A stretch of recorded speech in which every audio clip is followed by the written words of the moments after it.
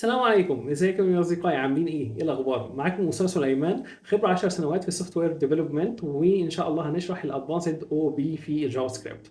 ليه هنشرح الادفانسد او بي في الجافا سكريبت؟ لان في حاجات كتيره المفروض تتم بشكل اسهل واحنا بنصعبها على نفسنا وبنعملها بصوره اصعب. فالاو بي ممكن تسهل لنا حياتنا بصوره كبيره جدا. تعالوا نشوف في الكورس ده هنشرح ايه. اولا الجولز من الكورس ده واحد، هنتعلم انشاء واستخدام الاوبجكتس في الجافا سكريبت باحترافيه. اتنين، هنتعلم التعامل مع الكلاسز والكونستراكتورز باحترافيه. هنفهم فهم كامل للانهيرتنس والكلمات الاساسيه زي سوبر. وهنتعامل مع الستاتيك بروبرتيز والستاتيك ميثودز. وهنتعامل مع الجيترز والسيترز.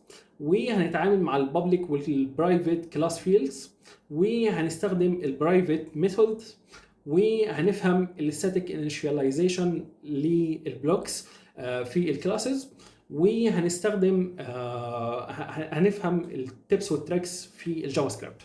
تعالوا بينا نبدا الكورس على بركه الله. بسم الله الرحمن الرحيم.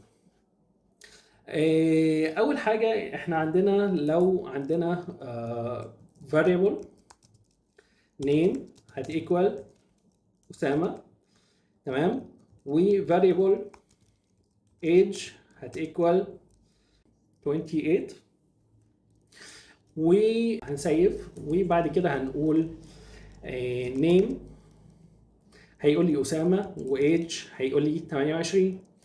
طيب انا عايز اعمل اوبجكت يحتوي على القيمتين دول. هقول const person هتيكوال، وهنعمل اوبجكت literal. النيم هتبقى اسامه،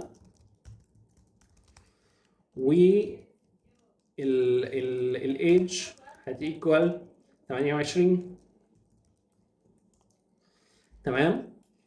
طيب ده احنا الاول كنا بنستخدم الفاريبلز، وبعد كده قلنا نستخدم الاوبجكتس عشان نحسن شويه من الكود. فهنقول person دوت نيم هيكوال اسامه، والبيرسون دوت ايج هتيكوال 28.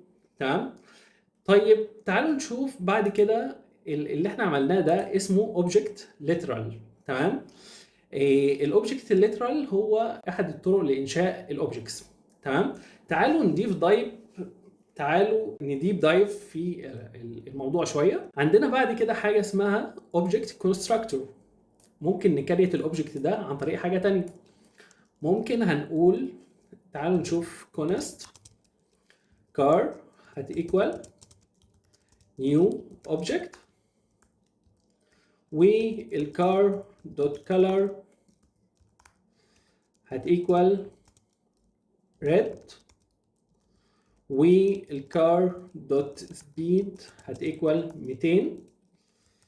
وهنروح هنقول الcar دوت color هنلاقيها red، والcar دوت speed هنلاقيها 200. تمام، هنلاقيها 200. تمام. طيب عندنا في طريقه ثالثه عشان نكريت الاوبجكتس. عندنا الكونستراكتور فانكشنز. الكونستراكتور فانكشنز هنعمل فانكشن وهنسميها car، وهتاخد color وspeed as an arguments، وهنقول this dot color هتيكوال color، وهنقول this dot speed هتيكوال speed، وهنسيف. وهنقول const car هتيكوال new car، وهنديلها الكالر red والسبيد 200. وهنقول car دوت color هنلاقيها red، وcar دوت speed هنلاقيها 200. تمام، جميل جدا. ودي الكار نفسها، هنلاقي ان الكار هي اوبجكت من الكونستراكتور فانكشن. تمام. وبعد كده لو رحنا وعملنا الطريقه الرابعه عن طريق اوبجكت دوت كرييت، هنعمل const car prototype هتيكوال اوبجكت. تمام. والاوبجكت ده ممكن يكون فاضي وممكن يكون فيه ايتمز، وهنشوف ازاي في بقيه الكورس ازاي لو في بقيه ايتمز اوبجكت. وبعد كده هنقول const car هتيكوال object dot create، وهنديله البروتوتايب بتاعنا car prototype، وهنقول له الكار، وهنقول له بعد كده الكار دوت color هتيكوال red، والكار دوت speed هتيكوال 200. ولو رحنا هنا هنقول له car دوت color هنلاقيها red، والكار دوت speed هنلاقيها 200. تمام. طيب ايه الطريقه اللي بعد كده؟ الطريقه اللي بعد كده ان احنا نستخدم ال ES6 classes class car، وجوه الكلاس كار دي كونستراكتور. الكونستراكتور هياخد color وسبيد، وهنقول this dot color هتساوي color، و this dot speed هتيكوال speed. تمام. وبعد كده هنقول هنا const car هتيكوال new car red و200، وcar dot color هنلاقيها red، والcar dot speed هنلاقيها 200. تمام. الطريقة السادسة اللي احنا نستخدم الفانكشن كونستراكتور، هنعمل const car هتيكوال new function، والفانكشن هتاخد color وسبيد، وهتاخد البادي بتاع الفانكشن اللي هو this dot color هتيكوال color، وهتاخد this dot speed هتيكوال speed، و اوكي. وهنعمل const car هتيكوال new car. تمام. هنلاقي ان الكار دوت ريد، الكار دوت color هنلاقيها ريد، والكار دوت سبيد هنلاقيها 200. طبعا لكل طريقه من الست طرق دول استخدامات مختلفه. يعني مثلا بنستخدم النيو فانكشن دي لما يكون مش عارفين الارجيومنتس، بنستخدم الكلاس لما يكون عايزين نستخدم الانهيرتنس والبروتوتايبس، بنستخدم الاوبجكت ليترال لما نكون عايزين نكريت اوبجكت سيمبل، بنستخدم الاوبجكت كونستراكتور لما عايزين نديفاين بروبرتيز بشكل اوضح. فلكل طريقه من الست طرق دول استخدامات مختلفه، ولكن لازم نكون عارفينهم كلهم. ليه؟ لان لما نعرفهم كلهم هنعرف نستخدمهم في انهي موضع بالظبط. طيب ازاي ناكسس البروبرتيز بتاعه الاوبجكت في الجافا سكريبت؟ لو عندي اوبجكت اللي هو اسمه كار، تمام، وعايز اكسس البروبرتيز بتاعته، اول حاجه هنقول car دوت سبيد هنلاقيها 200. تمام. دي اسمها الدوت نوتيشن، دي الدوت نوتيشن. تمام. عشان ناكسس البروبرتي بتاعت الاوبجكت دهوت، الاوبجكت اللي هو كار اللي هو دهوت، عايزين ناكسس البروبرتي بتاعته فحاطين الدوت نوتيشن. طيب في ممكن نستخدم ايه تاني؟ كار، وهنعمل البراكت نوتيشن، وهنحط سبيد از سترينج. تمام. وهنتك انتر هنلاقي نفس الريزلت. فهنا ده البراكت نوتيشن عمل اكسس للبروبرتي بتاعت كار اللي هي السبيد اللي احنا موضحينها هنا. تمام. طيب عايزين نشوف امتى نستخدم دي وامتى نستخدم دي. طبعا على طول اللي احنا المفروض نستخدم الدوت نوتيشن للريدابيليتي، وبنستخدم البراكت نوتيشن لما يكون في كي دايناميك كي. بمعنى ايه دايناميك كي؟ يعني لو عندنا هنا كونست كي هتيكوال سبيد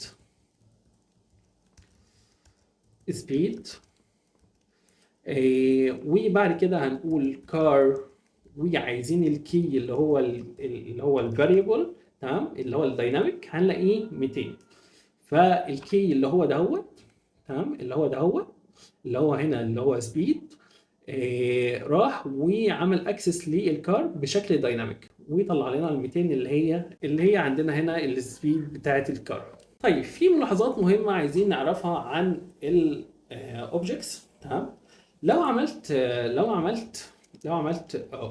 كار دوت كي، طبعا ده المفروض ان هو كي بس هو مش موجود في الكار. تمام، الكي ده عباره عن variable، تمام، اللي هو قيمته speed. تمام، فهو بيقرا هنا الكي از ان هي property of car. تمام، وهو مش لاقيها هنا في البروبرتي اوف كار. فايه اللي هيحصل؟ اللي هيحصل ان هو هيطلع result undefined.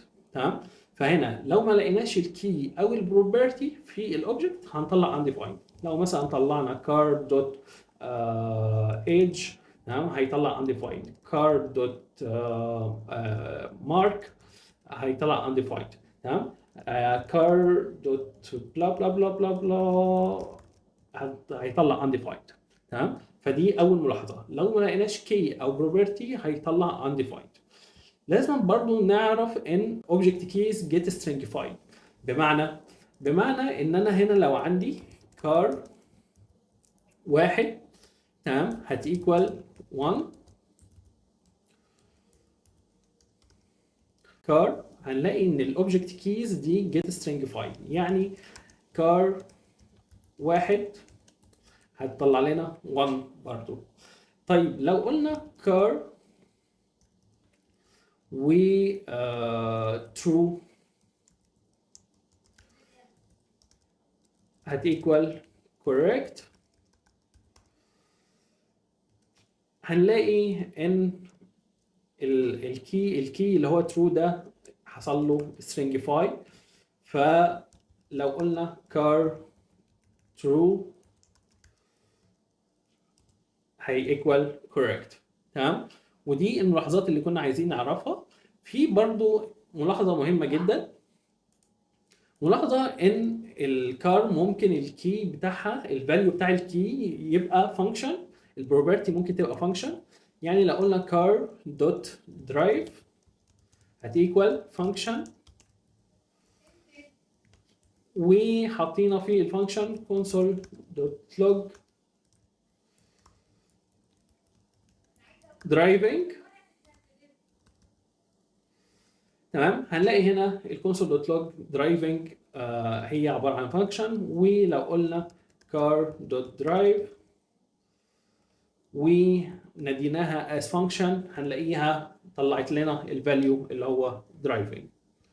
طيب عايزين نعرف ملاحظات متقدمه عن الاوبجكتس في الجافا سكريبت. لو عندنا let name هتيكوال اسامه، و let age هتيكوال 30، و let person ممكن نعمل بدل ما نعمل name هتيكوال name و age هتيكوال age، ممكن اللي احنا نختصر ونعمل name و age. تمام، فبالتالي هنلاقي ان الريزلت واحده. لو قلنا person دوت نيم هنلاقيها اسامه، و person دوت age هنلاقيها 30. تمام، دي اول ملاحظه اللي هي اسمها property shorthand in object literal في الاي اس 6. تمام، دي البروبرتي shorthand. تمام، بعد كده هنتكلم عن الكمبيوتد property names في الاي اس 6. لو عندنا let property name هتيكوال age، و let person هتيكوال name زي ما احنا عارفين اسامه، والبروبرتي name هنا computed. تمام، و30.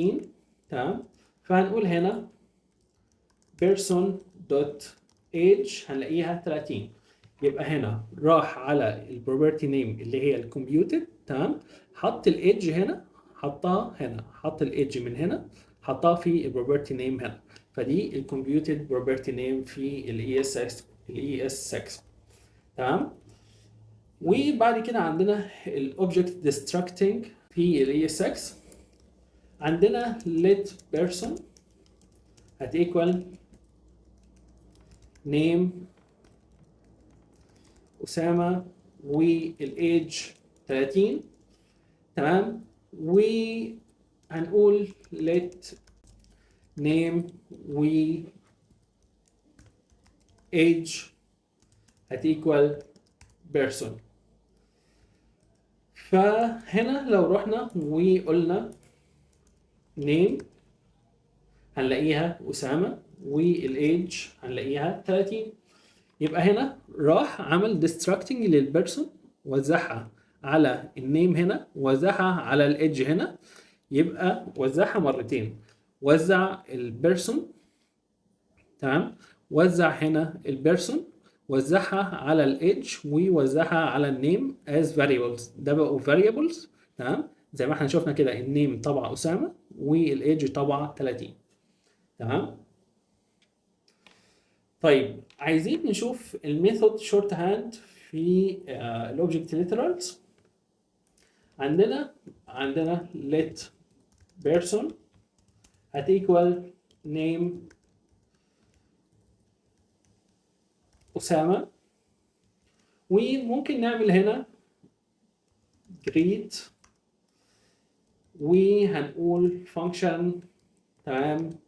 الفانكشن دي log hi، فهنقول person dot greet، هنلاقيه ان هو قال لنا هاي. طيب ايه رايكم اللي احنا ممكن نعمل جريت بالشورت هاند ميثود اللي احنا نخليها كده اهوت، وهتدي لنا نفس الاداء. هنقول person dot greet، هنلاقيها person dot greet، هنلاقيها ادتنا هاي. تمام.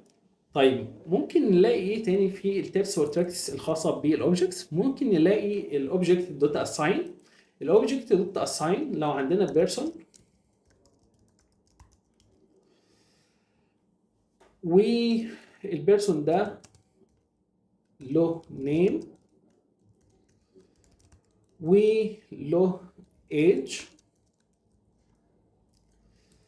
تمام. ممكن نعمل let clone هتيكوال object dot assign، وهتاخد object فاضي اول حاجه، وبعد كده بيرسون، و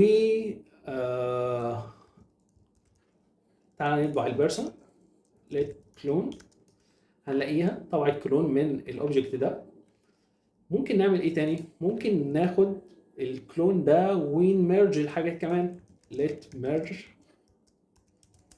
هتيكوال object dot assign array فاضي و person، وهنقول مثلا job developer merged، هنلاقيه ان هو عمل merge للاوبجكتس. ممكن نستخدم حاجه اسمها object dot freeze. تمام. لو احنا عندنا let person هتيكوال name أسامة و age 30، وعايزين نعمل object dot freeze و person. تمام. وجربنا نغير البيرسون دوت نيم، خليناها احمد. تمام.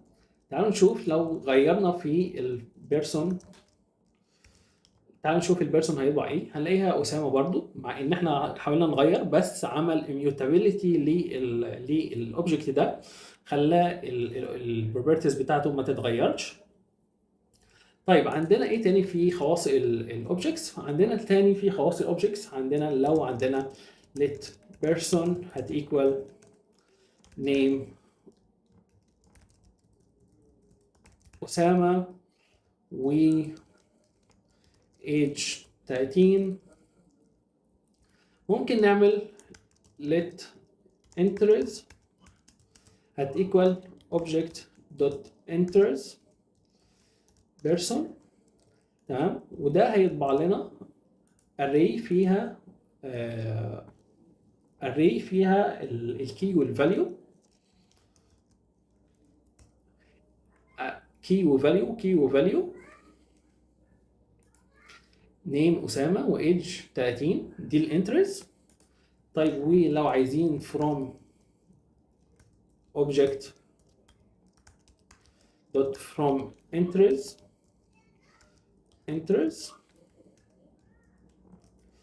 هنلاقي ان هو رجع لنا الاوبجكت تاني زي ما هو.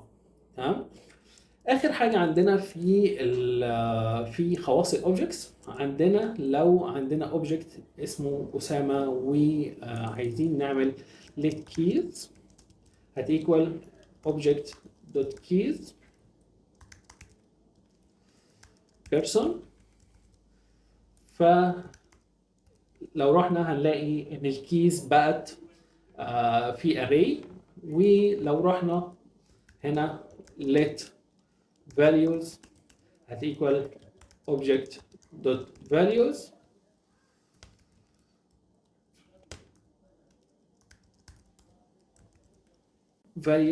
هنا نسينا سيف، هنلاقي ان الفاليوز اسامه و30. تمام. وبكده يكون ده اول درس في دروسنا في الادفانسد او بي في الجافا سكريبت. بفكركم ان شاء الله هنتكلم عن ايه تاني في الدروس الجايه. في الدروس الجايه هنتكلم عن الكلاسز والكونستراكتورز والتعامل معاهم باحترافيه، هنتكلم عن فهم كامل للانهيرتنس واستخدام كلمه سوبر، هنتعلم عن الستاتيك بروبرتيز والستاتيك ميثودز للكلاسز، هنتعلم عن استخدام الجيترز والسيترز، هنتعلم عن البابليك والبرايفت كلاس فيلدز، هنتعلم عن البرايفت ميثودز في الكلاسز، هنتعلم عن الستاتيك انيشاليزيشن بلوكس في الكلاسز. اتمنى ان الدرس يكون خفيف ولذيذ، ولو مفيد ليكم دوسوا لايك وشير، وادعوا اصدقائكم يشوفوا الفيديو معانا. كان معاكم أسامة سليمان وشكرا.